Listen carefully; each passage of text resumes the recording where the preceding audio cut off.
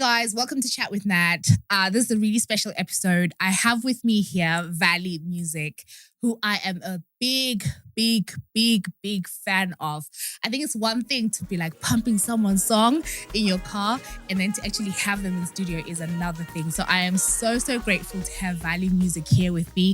We're going to talk to Valee Music about her music, her new stuff that's coming out, learn a little bit more about her. But first of all, with no further delay. Hi, Valee Music.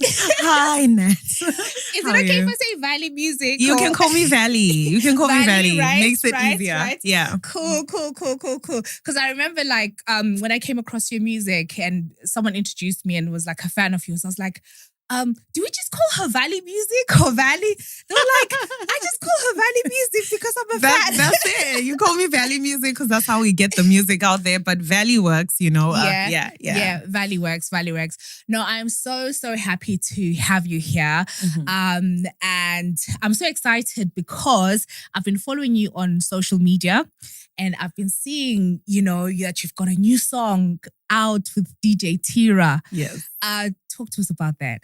Oh, well, I'm super excited. Obviously, working with DJ Tira, he's a legend. Yeah. He's a superstar. He's a hit maker, you name it. And definitely someone I look up to. Yeah. I met Tira in London by chance. We just so happened to be at the same party. Mm-hmm. And he was sitting next to me and we swapped details.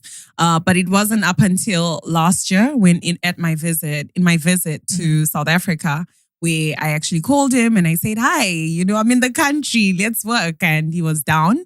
So that was pretty exciting. And obviously shout out to his whole Afrotainment team because they looked after me and my team and made sure we felt at home and, made good music. Yeah. And thank you for that because I said DJ Tira. This is the developed part of me coming out, right? But it's Tira. It's Tira. All right, okay. I never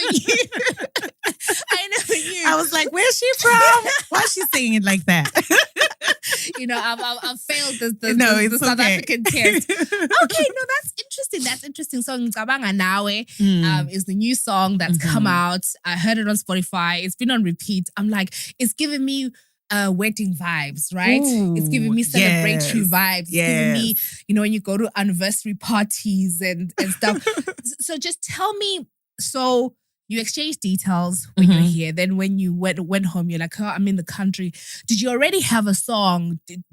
Okay. No, I didn't. How did it go? I didn't have a song, but I'm definitely someone who believes in taking chances. Yeah. I'm not afraid to shoot a DM. I'm not afraid to make a phone call because life is about time and chance. Yeah. And I'm a prayerful woman and I felt led to do that. So it's almost like I will not call you unless I know there's going to be some sort of response. So having prayed over that and I had a list of people I wanted to work with, I won't say who they are because obviously you didn't end up working with them. But when I called Tira, he was up for it. I'm like, hi, Tira, do you remember me? He's like, Valee. Yeah.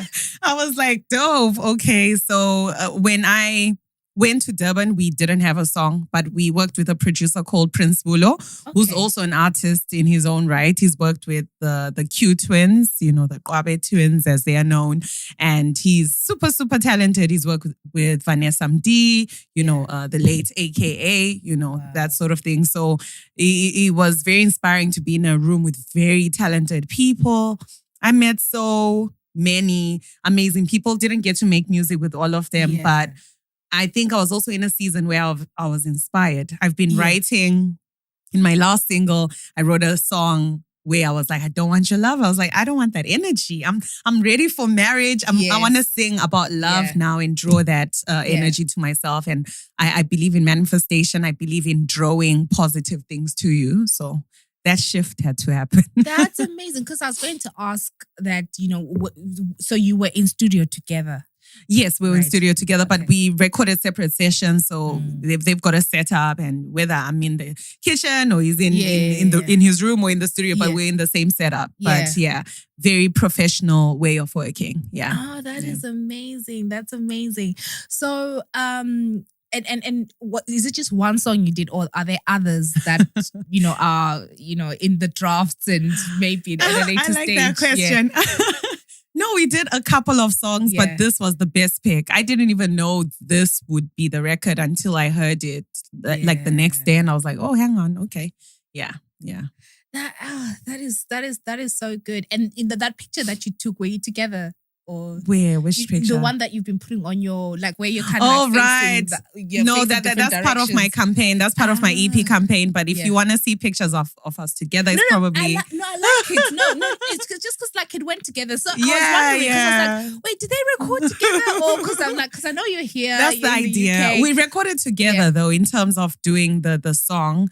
Sometimes as a musician, it's nice to be in the presence of another musician and not be overseas, or I had to be on the ground. And at the time I was shooting my music video for Mali. Yes. And I wanted to give a shout out to the Amapiano culture by being on the ground where Amapiano is coming from. And I gave, a lot of opportunity to a lot of dancers. I think we had almost 15 people on set. It was just a beautiful scene in Soweto. So making music wasn't the primary goal, but why not? You're in South Africa, you might as well explore that opportunity with different producers and artists. Yeah. Okay. No, I love that. I love it. And Mali is my favorite song. Thank you. Like, I love it. I absolutely love it. And I love the video. Thanks so much. It's just so much energy, so much creativity. Okay. I'll come back to the music. And I really wanted just to start off with like the new music that's out. So guys, make sure you check it out. I'm going to share links as well, but check out her social media. But I just wanted to kind of go back a little bit to Valee, the child, sort of like growing up, just a little bit about you, because I think it's sometimes helpful to just kind of get a bit of background, because I know like you are British Zimbabwean, and I just want to kind of find out your journey, like your memories growing up. Were you born in Zim? Like when did you move here? So I was born in Zim. I grew up in my mom, my dad, and then I had my younger brother. I went to school in Greenfield. Anyone who knows where Greenfield is, and I studied 1 year at Petra, which was in Ng'cabanga Ngawe. Things I remember from my childhood is just, being with my extended family. I always say I loved my family. I love their family home, but I love being with my grandma more.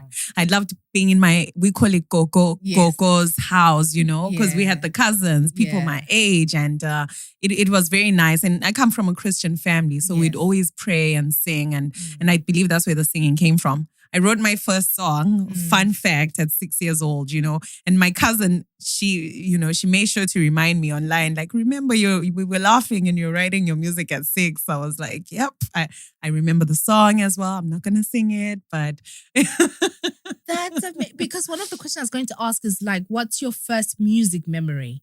My first... Because I'm always fascinated by musicians, because I'm like, where did it start? Like, what drove that writing at 6? So in addition to coming from a family of faith, were you musical? Like, where was that inspiration? It was a combination of things. I think one thing I remember distinctively was seeing Whitney Houston on TV.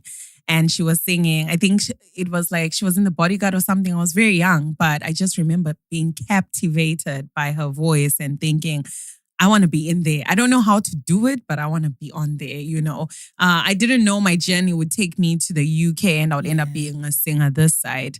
And I suppose being in the UK has opened so many doors that I can't even imagine would have been available for me if I grew up in Zim. And another thing is my uncle or grand uncle, Timon Mabalega, was a well-known producer. He was very famous, and he was a famous footballer, but he started the first record label in Zimbabwe, essentially, Gallo Family, Gallo Records, which ended up being in South Africa, which ended up having artists like Oskido. So coming from that line of, talented and creative people, that's also in the blood. So just... yeah. That's amazing. And I love that what you've done here is also like tell you said your grand uncle. Yeah, he's like my grandfather. Yeah. Because That's so interesting. Because I'm thinking I had never heard of that, right? Yeah. But actually, that's like such an important piece of history. Yes. Right? He used to play for Highlanders. He was known as the White Horse. Don't come for me. I know he's got his fans that love him. He's got a documentary coming out. So shout out to that. I'm in the documentary as well. Wow. And love Mo Majaivan and a few other super, super talented people. Oh, yeah. That is amazing. That's amazing. Okay. And so your journey to the UK, just kind of interested, like, were you really young when you came over to the UK? Yeah, I was in my early teens, so about 13 years old when I came. Yeah, so I think going back to Zim and thinking, oh my gosh, I miss home. I also realized that my identity is here, and Zim is so different from me now. Of course. So yes, I come from there, but this is also my home. So I feel like I'm a combination of both, you know? Yeah. So coming here, I came when I was about 13 years old, and my mom was already working here as a nurse, and my family joined her. It was never the plan, I think, to stay in the UK. We always had other plans, like connecting with our family in South Africa, but hey, life happens and here I am. Yeah. So I'm always interested because you were very young when you came, right? And it's not necessarily about age, but it's also in terms of your art and the direction that you've taken, right? Because I get the sense that, you've intentionally really embraced your roots, and your music is, I was reading like something on MTV Base where they're like, Afropop. I don't know if that's how you would describe your music. Yeah, because it's a bit of everything. I'm versatile, so I just put it under the umbrella Afropop. Because I'm singing on my piano with Mali last week, and now I've just dropped an Afro soul record. So I'm versatile, and I'm trying to show people I'm more than just an amapiano artist. I love amapiano, but I also love to sing. Yes. I also love to sing in full verses, and I wanted to give my OG fans the same energy I gave with Watora Moyo and Sondela. Yeah, because arguably, you've probably spent more time here, or like from your formative year, like the impactful years here.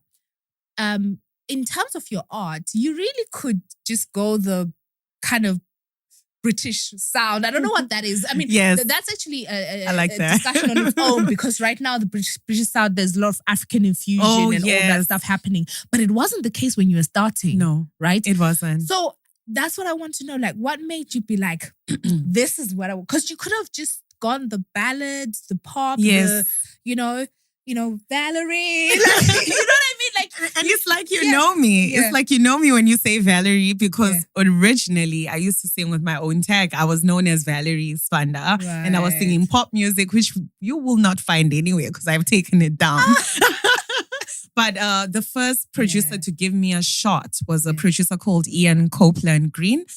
Ian Green is a producer to Justin Timberlake, Michael Jackson, Madonna. So for me, him accepting that invitation was just a sign from me from God, because it doesn't get bigger than that. You're working with a legend who makes music for Matrix. So for me, it was just, mind-blowing, because this is my first producer and he showed me the ropes, and I was navigating the industry, but at the same time, I didn't feel I stood out. I'm competing with people in the UK, which is great, but at the same time, at some point, I was like, no, I need to go back to who I am. I need to go back to sounds that raised me, sounds like DJ Spoo's Remember When It Rained, all that house music I was listening to growing up. Then I made a complete 360 shift, and I released Ng'cabanga Ngawe, which was my first, I believe, Afro house record. That's interesting, because I've been looking online, because I've been like, let me check out the music, right? So I know the stuff that's there, like on the streaming platforms. I was like, let me look. But so you've answered my question, because I know there is more music. Yep. I enjoy working with musicians, with artists. Like, I've managed musicians, artists, like in a previous life. Yeah. So I literally, that's why, like, when we're speaking and you were like, I've got a press kit, I was like, this is heaven. I was like, because I remember just how much goes into it and Yes. like doing an EPK and all that sort of Yes. stuff. Appreciate it. No, that is amazing. That is amazing. Okay. Before we started this interview, I did say to you that you have to come back because I feel Yes. like there's a lot more that I want to talk to you about. Absolutely. But before we sort of like go into the last segment, because I wanted to come back to the music, right? And sort of like talk about the music. Wada, can you do me a favor? Sorry to put you on the spot. Can you please pass me that over there? You can see it. Yeah. Yes. So I just wanted to say, thank you. I just wanted to say, just from me, right? Just want to say congratulations on your new song. Just wanted to give you your flowers. And just congratulations on the music. And honestly, because like I said, I have a soft spot for artists and musicians because I know how hard it is, right? Yes. I know the hours that go into the studio, like doing everything, the mixing and investing in yourself, right? So when I saw, the effort that you're putting and like just everything, I'm like, I know it is not easy, right? We just see the glamour on this side, but I just wanted to kind of give you flowers and encourage you to keep going. Thank you so much. I'll give you a hug. Thank you so much. Thank you. No. I appreciate it. I just wanted to encourage you because I know that is important. Yes. But yes, so guys, if you are watching on YouTube, we're going to go now because we're going to go into music, but you can listen to the rest of the episode on Spotify, Apple Music, Google Podcasts. There'll be links wherever you listen to your podcast on audio because I would like to play some of Valee Music's music. So yes, so now just over to the music.